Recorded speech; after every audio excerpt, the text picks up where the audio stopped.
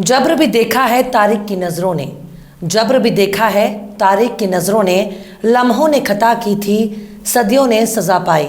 सलाम, नमस्ते, सत श्री अकाल। मैं हूँ आपके साथ हर्षिता मिश्रा और आप देख रहे हैं टाइम्स मेल। इस वक्त पूरी दुनिया में इजराइल की बात हो रही है। हमास को याद किया जा रहा है, हमास की ताकत को याद किया जा रहा है। सोशल मीडिया से लेकर मोहल्ले की पंचायत में भी हमास की बहादुरी और इजराइल के तबाही की बात हो रही है। हमास ने इजराइल के सैकड़ों टेंट उखाड़ दिए, हमास ने इजराइल को घुटने टेकने पर मजबूर कर दिया, हमास ने इजराइल की ईंट से ईंट बजा दी। हमास अब फ़लस्तीन को ज़मीन से इजराइल को खाली करा लेगा। अब फ़लस्तीन की ज़मीन पर फ़लस्तीन के लोगों का हक होगा, वगैरह वगैरह वगैरह। पर जनाब ज़रा दिल और दिमाग संभाल कर बैठिए। हमने अभी अभी आपको हमास और इजराइल के ताल्लुक से जिन खबरों को बताया है, ये सिर्फ सोशल मीडिया पर फैलाए जाने वाला फेक न्यूज़ है। हमास के जरिए इजराइल को मार भगाने के तमाम दावे मन घड़ंत और फर्जी हैं, जिनकी सच्चाई बस इतनी है कि आप ऐसी खबरों को सुनकर सिर्फ और सिर्फ अपने दिल को तसल्ली दे सकते हैं, और ऐसी ही खबरों के जरिए आपको गलतफहमी का शिकार बनाया जा रहा है, जबकि सच्चाई सोशल मीडिया के दावे से बिल्कुल इतर है। इजराइल ने पूरे गजा पर कब्जा कर लिया, उत्तरी गजा के लोगों से दक्षिण में जाने के लिए बोल रहा है। इजराइल ने अब चारों तरफ गजा को घेर लिया। नेतन्याहू ने खुले तौर पर कह दिया कि गजा पर अब उनका ही कंट्रोल होगा। यहाँ तक कि गजा पर इजरायली झंडा नजर आ रहा है। कुल मिलाकर इजराइल ने गजा पर अपना परचम लहरा दिया। यानी इजराइल का केवल एक ही मकसद था, और वो है गजा पर कब्जा करना और इजराइल में महीनों से हो रही आंदोलन को कुचलना। सच्चाई सिर्फ इतनी है कि इजराइल पर हमास के दागे जाने वाले रॉकेट केवल शादी ब्याह में आतिशबाजी से ज़्यादा कुछ नहीं है। हमास ने 7 अक्टूबर को इतने बड़े ताकतवर इजराइल पर कैसे हमला कर दिया, उस हमले पर हमारा चैनल पहले दिन से सवाल उठा रहा है, क्योंकि हमास के इस हमले में न सिर्फ नेतन्याहू की सत्ता बचाई है, बल्कि उनको जेल जाने से बचा लिया। वरना अब तक इजराइल की सरकार गिर चुकी होती और नेतन्याहू इजराइल के जेल में बंद होते। हमास के हमले से पहले बीते कई महीनों को नेतन्याहू के खिलाफ विरोध प्रदर्शन हो रहा था, लेकिन नेतन्याहू के लिए सबसे बड़े मददगार के तौर पर हमास सामने आया। हमास ने इजराइल पर हमला किया और नेतन्याहू ने इससे हमले को होने दिया। हमास बड़े ही आराम से इजराइल के भीतर घुसकर हमला करता है, इजरायलियों को बंधक बनाकर अपने साथ वापस गजा में लौट जाता है। मतलब ऐसा लग रहा है कि ये सब कुछ हमास और नेतन्याहू की मर्जी से हो रहा था, क्योंकि गजा पर इजराइल के कब्जे के बाद हमास पर सवाल उठाना लाजमी है। आखिर कैसे गजा पर कब्जा जमा चुका है इजराइल? आखिर कैसे इजराइल ने हमास की मदद से गजा पर लहराया इजरायली परचम? आखिर कैसे 11,000 से ज़्यादा मासूमों के कत्लेआम पर नौटंकी कर रहे हैं मुस्लिम देश? आखिर कैसे फर्जी खबरों और फर्जी दावों की बुनियाद पर मुसलमान के जज्बात से खेल रहे हैं मुस्लिम यूट्यूबर? बताएंगे आपको और भी बहुत कुछ, लेकिन आप अगर हमारे चैनल पर नए हैं और पहली बार हमारी वीडियो को देख रहे हैं, तो आप हमारे चैनल टाइम्स मेल को सब्सक्राइब कर लें, वीडियो को लाइक कर दें और बेल आइकन का नोटिफिकेशन बटन भी प्रेस कर दें, ताकि बिना देरी हमारी हर खबर आपको मिलती रहे। लौटते हैं अब खबर की तरफ। इस वक्त पूरी दुनिया में इजराइल की बात हो रही है, जिस पश्चिमी देशों की मदद से आज इजराइल नाम का एक देश अपने वजूद बना रहा है। उनका 1 इंच ज़मीन भी फ़लस्तीन में नहीं था, पर आज पश्चिमी देशों की मदद से इजराइल मौजूद है, जो लगातार पूरे फ़लस्तीन पर कब्जा करता जा रहा है। और हालत यह है कि इजराइल ने जब से गजा पर भी पूरा कंट्रोल कर लिया है, और दुनिया भर में अपनी ताकत का लोहा मनवाने वाले मुस्लिम देश चाय की टपरी पर मीटिंग कर रहे हैं। एकता दिखाने के लिए इन अरबी बोलने वाले देशों ने अब तक केवल अपने ही अरबी भाइयों की पीठ में छुरा घोंपा है। आज हालात ऐसे हो गए हैं, अस्पतालों में दवाई नहीं है, बिना एनेस्थीसिया ही मरीजों के ऑपरेशन हो रहे हैं। पूरे गजा को भूख प्यास की शिद्दत ने तड़प तड़प कर मरने पर मजबूर कर दिया। छोटे छोटे मासूम बच्चे प्यासे मारे जा रहे हैं। सबसे ज़्यादा मरने वालों में छोटे छोटे मासूम बच्चे ही हैं। कई दिनों से खूब खबरें सुनने में आ रही थी कि हमास ने इजराइल को ज़मीनी मुकाबले में खूब टक्कर दी है, पर अगर ज़मीनी मुकाबले में खूब टक्कर मिल रही है, तो फिर इजराइल के सैनिक गजा की ज़मीन पर इजरायली परचम क्यों लहरा रहे हैं?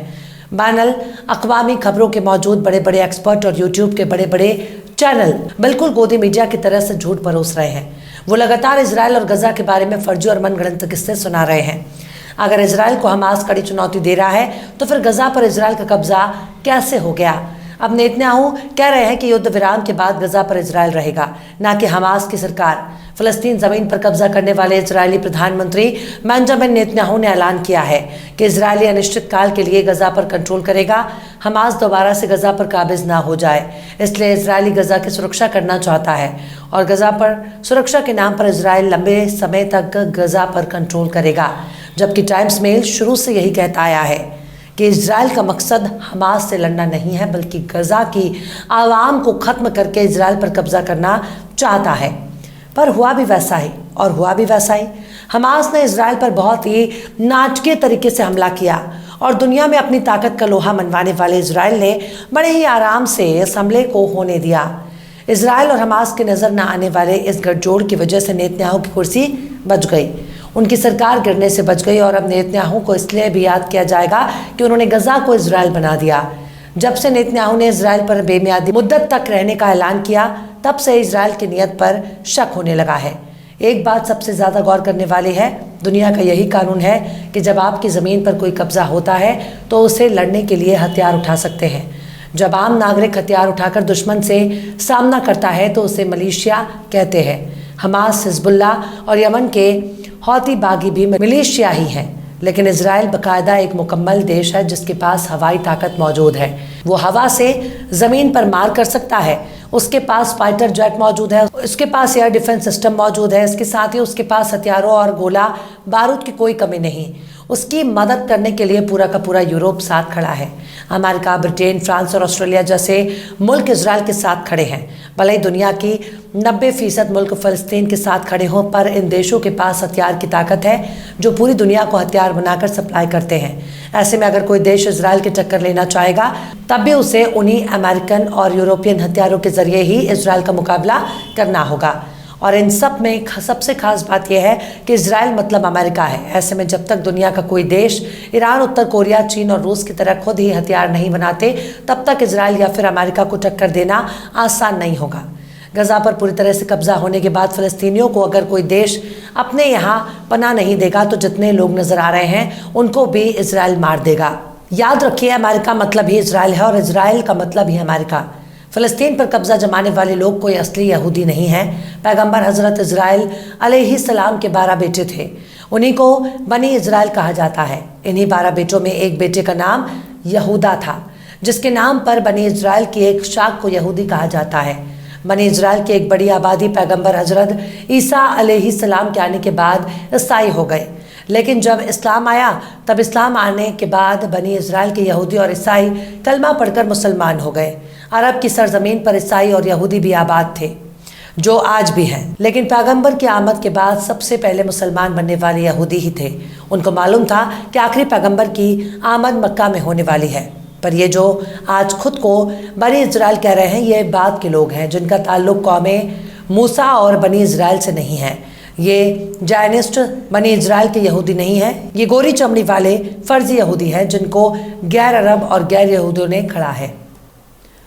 और आज पश्चिम की लॉबी फ़लस्तीन पर कब्जा जमाकर खुद को यहूदी कह रही है, जबकि ये लोग बनी इजराइल नहीं है। अमेरिका इनको खूब मदद दे रहा है क्योंकि अमेरिकी इकोनॉमी में इन्हीं जायनिस्ट लोगों की भागीदारी है। अगर अमेरिका जायनिस्ट लोगों की मुखालिफत करने की हिम्मत दिखाएगा तो अमेरिका ही तबाह हो जाएगा।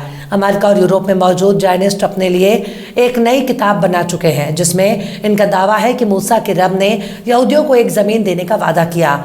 इसी नज़रिए के तौर पर इन लोगों को खिलाफत उस्मानिया के दौर में फ़लस्तीन में ज़मीन की मांग कर रहे थे, क्योंकि जेरूसलम पर इनको कब्ज़ा चाहिए। ये लोग जेरूसलम में आबाद होना चाहते थे, जबकि जेरूसलम में विदेशी लोग को आने पर आज़ादी थी, लेकिन यहाँ बसने की आज़ादी हासिल नहीं थी।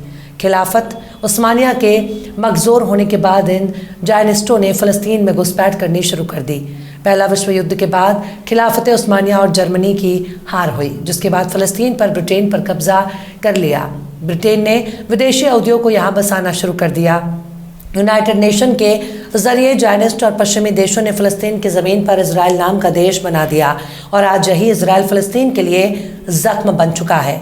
जिनकी ज़मीन है आज उनको उन्हीं की ज़मीनों से बाहर किया जा रहा है और उस पर विदेशियों ने कब्ज़ा जमाना शुरू कर दिया। गजा पर इजराइल ने कब्ज़ा कर लिया और यही सच्चाई है। पर बड़े बड़े यूट्यूबर और मुस्लिम नाम वाले ट्विटर हैंडल फर्जी खबरें फैला रहे हैं, इसलिए इनसे दूर रहने की ज़रूरत है।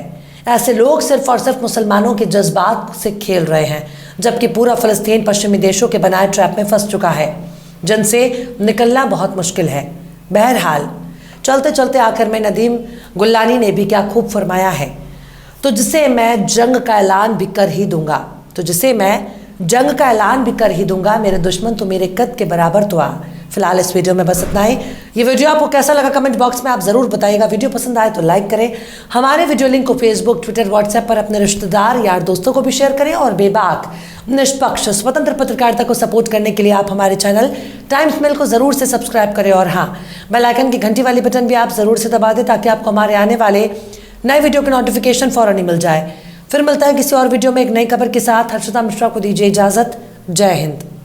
तो देख लिया आपने हमारे इस वीडियो को। हमें उम्मीद है कि आपने हमारे वीडियो को लाइक किया होगा और दूसरों को भी शेयर किया होगा। अगर अभी तक आपने हमारे चैनल टाइम्स मेल को सब्सक्राइब नहीं किया है तो जल्दी से सब्सक्राइब कर दें और बेल आइकन भी प्रेस कर दें।